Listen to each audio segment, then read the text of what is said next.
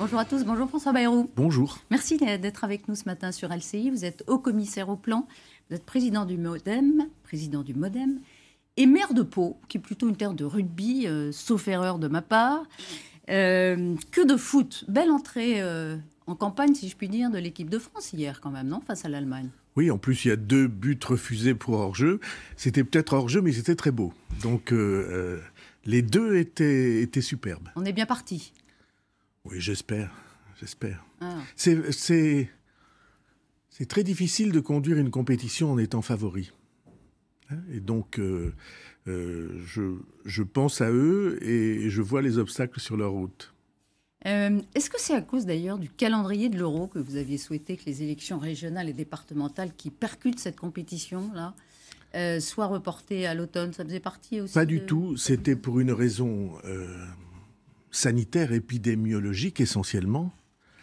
Vous savez que l'immunité n'est acquise, ce qu'on appelle joliment l'immunité de troupeau, pour nous rappeler que nous sommes des animaux aussi. L'immunité n'est acquise qu'à partir de 80-90% de la population immunisée, soit parce qu'elle a déjà été malade, soit par vaccin. Et là, on en est encore très loin. On est à 30 millions, ce qui est un magnifique succès. Tout le monde disait, tous les opposants, observateurs, disaient qu'on n'y arriverait pas. Et le président de la République a eu raison. Mais on n'est qu'à 30 millions. Et le seuil d'immunité que j'évoque, c'est plus près de 50 millions. Et à l'automne, il n'y aurait été. Et c'est pour cette raison que je pensais qu'à ce moment-là, la société française serait plus libérée et qu'on pourrait avoir, ce qui est un grand enjeu, beaucoup plus de participation. Et là, l'inquiétude que j'avais et qui n'est pas levée, c'est que la participation soit faible. Alors justement, dans le Canard enchaîné ce matin, il est écrit que l'Élysée envisage, gamberge, pour reprendre l'expression du Canard, sur l'idée d'anticiper sur la fin du couvre-feu prévu au 30 juin. Ça pourrait être le 23. Est-ce que ça pourrait aider à la participation d'abord, 1, et 2, est-ce que ce serait une bonne idée d'un point de vue épidémique? Franchement, je n'ai pas la compétence médicale. Non, mais vous voyez le pour comportement dire des Français. ce qu'il en est. Vous les voyez. J'ai toujours pensé qu'on ne pouvait pas enfermer un pays. Je l'ai défendu souvent, y compris chez vous. Simplement, il faut que ce soit compatible avec la prudence nécessaire quand on est devant une épidémie aussi difficile à mater que celle-là. Mais du coup, est-ce que, comme vous le suggériez pour l'automne prochain, ça pourrait quand même doper un peu la participation qui s'annonce très faible? C'est pas à 23 heures que la participation électorale se fait. Bien répondu. Élection passionnante en tout cas. L'abstention, elle va profiter à qui? Si elle profite aux électorats les plus mobilisés, c'est-à-dire habituellement aux extrêmes, aux plus mobilisables. Alors parlons-en. Sur LCI ce soir, un grand débat en PACA. David Pujadas face à tous les candidats de la région du Sud-Est. Dans les sondages, le dernier sondage IFOP pour LCI, la liste RN de Thierry Mariani est donnée en tête au premier tour. C'était déjà le cas en 2015. Marion Maréchal avait fait un score de plus de 41%. Ce qui change cette fois, c'est qu'il serait donné gagnant au second tour. D'abord, Thierry Mariani, transfuge de l'UMP, ancien ministre. C'est le nouveau visage du RN? Alors, je ne suis pas un expert de l'extrême droite. Et en tout cas, comme vous savez, je ne me reconnais pas dans ces approches. Et puis, ma sensibilité à moi, c'est de ne pas faire du Front National la question obsédante de la politique française. De ne pas faire du Front National le sujet unique de toutes les élections qui viennent, de toutes les campagnes qui viennent et de toutes les batailles qui viennent. Parce que c'est lui donner un coup de pouce formidable. Si on ne parle que de vous dans la compétition entre les chaînes, si on ne parle que d'Elisabeth Martichoux, ça vous donne un coup de pouce formidable. Et c'est exactement la même chose dans toutes les compétitions. Donc je ne suis pas pour qu'on s'obsède sur le Front National. La question du Front National, c'est la question de la capacité à croire en l'avenir, à décrire un avenir, à inventer un avenir. On dit pourtant qu'Emmanuel Macron privilégie ce duel. Il en a fait. On dit, ça n'est pas lui qui a privilégié le duel. Ce sont les électeurs français à la dernière élection. C'est la faute d'un certain nombre de responsables politiques, multiples et variés, qui ont, d'une certaine manière, abandonné le terrain. Je ne suis pas, moi, pour qu'on abandonne le terrain. Oui, mais quand on dit, encore une fois, parce que c'est important, quand son ministre de l'Intérieur, par exemple, Gérald Darmanin, dit qu'une victoire du RN serait une forme de marque satanique, ce type de vocabulaire, ce type de charge. Éric Dupond-Moretti, nommé par Emmanuel Macron au gouvernement pour combattre le Rassemblement national sur son terrain. Non. Et avoir cette confrontation, puisqu'il en a fait aussi sa marque de fabrique, le garde des Sceaux. Alors chacun ses choix. Je ne suis pas pour utiliser ce genre de vocabulaire. Je ne suis pas pour utiliser ce genre de perpétuelle obsession. Je suis pour qu'on assume les responsabilités qui sont celles du président de la République et de la majorité et du gouvernement. Et ces responsabilités, elles sont très claires, c'est l'avenir des Français, pas le Front National. Et donc, je n'utilise pas ce vocabulaire et je ne suis pas pour qu'on l'utilise. Il y a quand même une élection, François Bayrou. Pas de retrait systématique, c'est ce qu'a dit Stéphane Séjourné, qui est conseiller d'Emmanuel Macron et député européen. Il a donné le ton il y a une quinzaine de jours. Il a dit le Front républicain, face au RN, est presque mort ou presque. Est-ce que vous partagez ce constat et qu'est-ce que ça veut dire? Je ne sais pas ce que ça veut dire. Et honnêtement, je ne sais pas. Pour moi, les élections à 2 tours, elles ont une logique. Je reconnais que cette logique, elle n'est aujourd'hui retenue par personne et c'est très dommage. Les élections à 2 tours, au premier tour, on connaît la règle, hélas, des compétitions électorales. On montre les divergences, les différences, on les souligne, on les accuse. Et ça, c'est le temps de l'affrontement. Et au deuxième tour, c'est le temps du rassemblement. Si on croit vraiment ce qu'on dit, si on croit vraiment qu'une région, c'est important, qu'on a envie de porter cette région, alors au deuxième tour, on privilégie les rassemblements avec tous ceux dont on sait qu'ils ont une compatibilité avec vous pour la région. Je suis absolument opposé depuis très longtemps à la nationalisation des élections locales. Je pense qu'une élection locale, c'est une élection locale. Elle doit se jouer dans le cadre même de la circonscription, en tout cas de la communauté qu'on veut représenter. Vous dites ça, mais vous savez bien que ce n'est pas le cas. Et d'ailleurs, le Tour de France, le fait qu'Emmanuel Macron et ses conseillers s'engagent plus ou moins publiquement sur ces enjeux, par exemple, de lutter contre le RN localement, ça nationalise. La logique de Stéphane Séjourné, c'était de dire, si j'ai bien compris, mieux vaut se maintenir et se battre le cas échéant contre un exécutif RN que de disparaître du paysage comme l'a fait la gauche en 2015. Est-ce que vous suivez ça? Non, je n'ai pas à suivre.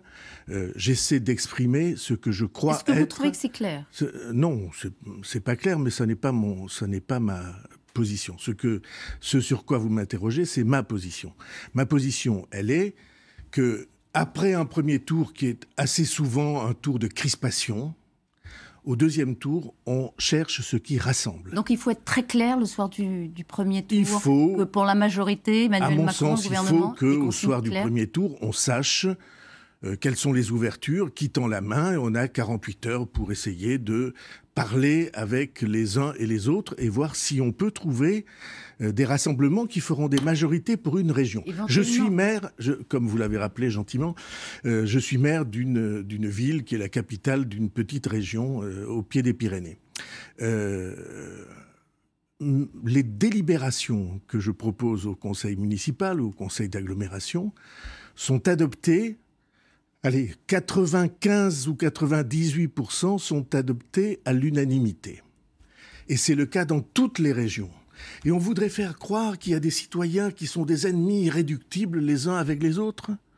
Xavier Bertrand a été élu avec le soutien de toutes les forces politiques et de la nôtre en particulier. Est-ce que du jour au lendemain, ceux qui le soutenaient sont devenus des ennemis irréductibles? Mais ça veut dire que Xavier Bertrand, quand il dit j'ai gelé mes listes. Oui. Et alors, Oui, il outre les choses. Il outre les choses. Oui, il va trop loin voilà, dans la fermeture. Il pousse à ces logiques qui sont des logiques de distanciation et qui deviennent des logiques d'affrontement. Pourquoi il fait ça? Mais parce que Xavier Bertrand a dit très clairement que pour lui, le but, c'était l'élection présidentielle prochaine.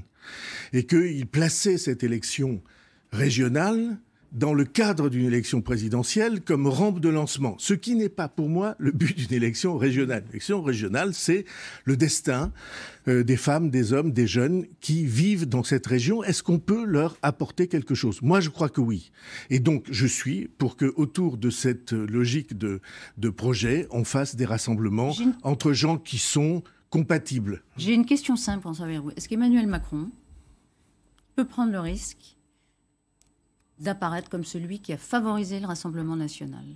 Non, mais il n'en est pas question. On est opposés. Il n'en est pas question. Certains disent, pourquoi pas, on participera à l'opposition et c'est comme ça qu'on fait baisser l'URN. Est-ce que c'est possible? Je ne sais pas qui est certain.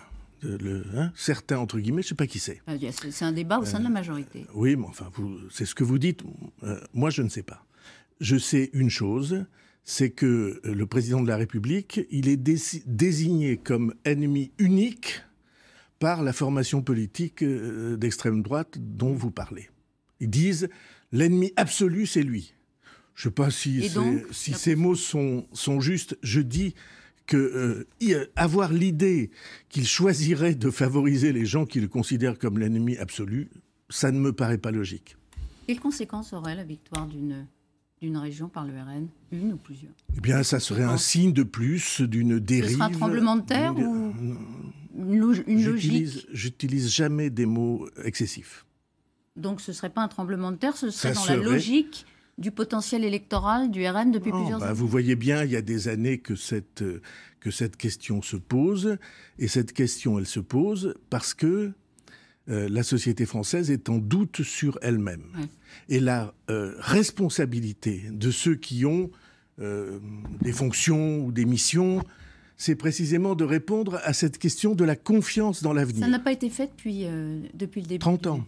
Non, mais depuis le début du mandat, Emmanuel Macron s'était fait sur la promesse. Oui. Sur la promesse aussi. Je n'ai pas une citation sous les yeux, mais je pourrais vous la trouver. De, effectivement, faire baisser le Rassemblement national. Sur ce plan-là, je sais que vous êtes jamais déçu, vous avez dit, par Emmanuel Macron, mais vous êtes aussi lucide. On espère. Sur ce point-là, la mission n'a pas été Excusez-moi, vous m'avez mal écouté ou mal entendu. Je vous ai dit que je refusais de considérer le Front National comme la question unique de la politique française. Mais je parle du réel, moi. Et vous dites, oui, mais je parle du réel vrai, de la vie des gens. Là, vous me parlez de questions électorales. Je ne partage pas ce sentiment. Emmanuel Macron n'a pas été élu sur quelque promesse que ce soit à l'endroit du Front National. Il a été élu sur une question centrale. Est-ce qu'on peut rendre au pays son envie d'aller de l'avant? Et ça touche à des questions économiques, à des questions sociales, à des questions démocratiques. Ça touche autant aux entreprises qu'à l'État et qu'au sort de chacune des familles. Vous savez bien que j'ai traité des questions de démographie dans ma responsabilité au plan et des questions de reconquête de la production. C'est ça les sujets.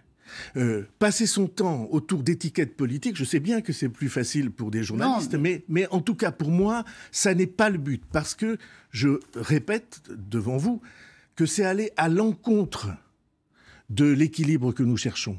Oui, peut-être, mais il y a aussi une réalité, c'est que les intentions de vote sont au minimum exactement les mêmes en 2015 pour le RN et aujourd'hui, au minimum. Donc ça, c'est la réalité aussi, François Bayrou. Et on verra au soir du premier et du deuxième tour. Je ne veux pas entrer dans le jeu qui consiste à ne parler que du Rassemblement national. Alors, on y va. Un mot sur...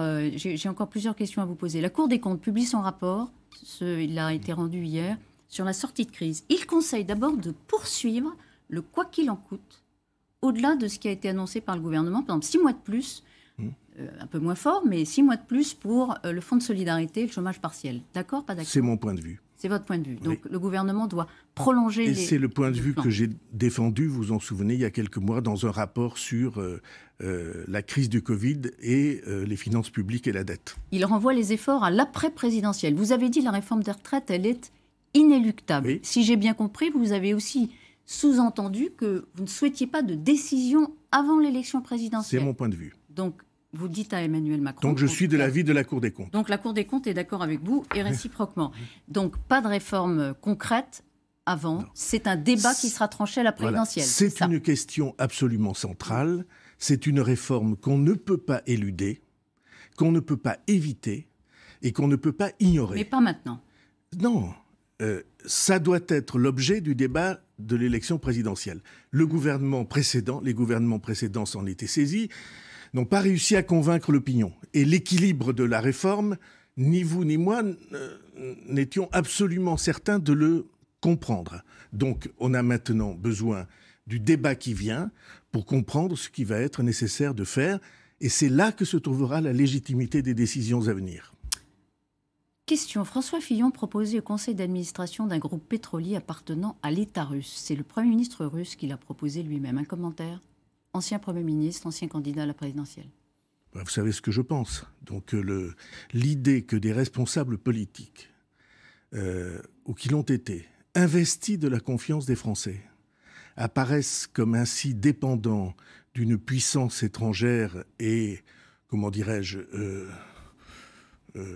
avec une volonté d'intervenir dans les débats politiques, y compris de ses partenaires et voisins, n'est pas une idée absolument saine, me semble-t-il. Un petit clin d'œil, si je puis dire, de Nicolas Sarkozy hier à son procès dans l'affaire Big Malion. Il a été interrogé 3 heures.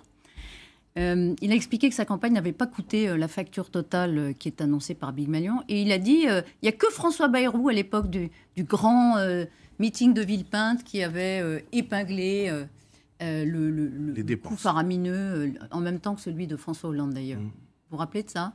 Je m'en suis souvenu parce que les informations qui sont parues hier me l'ont rappelé. Oui, j'ai toujours pensé que la débauche d'argent dans les campagnes électorales était quelque chose d'inacceptable. Parce que cet argent, il faut savoir d'où il vient. Et quand quelqu'un vous donne de l'argent, il vous tient. C'est pourquoi j'ai proposé, pour l'instant, ça n'a pas été repris par le gouvernement précédent, j'ai proposé une banque de la démocratie qui permette à toutes les campagnes, à toutes les formations politiques, à tous les syndicats aussi, de trouver des financements sans avoir à aller s'agenouiller devant des banques privées. Je pense que c'est un progrès démocratique absolument majeur et que ça a été une grande faute de l'écarter. Ça a été refusé par le gouvernement précédent, celui que présidait Édouard Philippe. Petit clin d'œil, Édouard Philippe, loyal et libre comme vous. Oui, en tout cas loyal et libre, il n'y a aucun doute. Merci beaucoup François Bayrou d'avoir